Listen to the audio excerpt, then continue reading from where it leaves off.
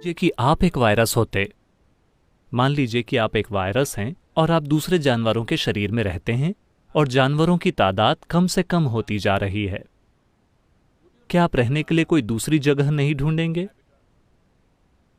शायद वायरस ने यही किया है, क्योंकि पर्याप्त जानवर मौजूद नहीं हैं। एक बात तो यह है कि जंगल में रहने वाले जानवरों की तादाद एक बहुत ही दुखद तरीके से कम हुई है। दूसरी बात यह है कि हर दिन जानवरों को मारा जाता है।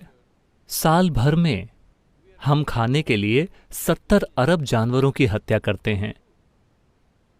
7 अरब लोग दुनिया भर में 70 अरब जानवरों की हत्या कर रहे हैं।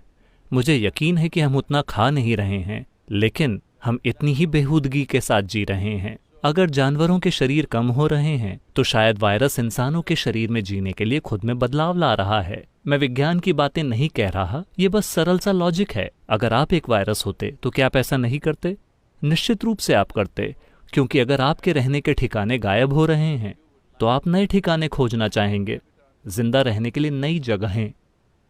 तो एक तरह से वायरस यही कर रहा है कि अगर हम इस ग्रह पर हर दूसरे प्राणी के जिंदा रहने के लिए जगह नहीं बनाते, फिर आप देखेंगे कि हम भी जिंदा नहीं रह पाएंगे, क्योंकि हमारा जीवन बाकी के सारे प्राणियों से अलग नहीं है, खासकर माइक्रो ऑर्गेनिजम्स से।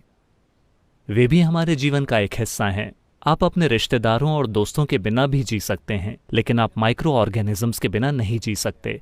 वे कई सारी चीजें कर रहे हैं। शायद ऐसा हो जाए कि समय के साथ साथ ये वाला वायरस भी हमारा मददगार बन जाए, क्योंकि ये जीवाणु और विषाणु ऐसे ही काम करते हैं।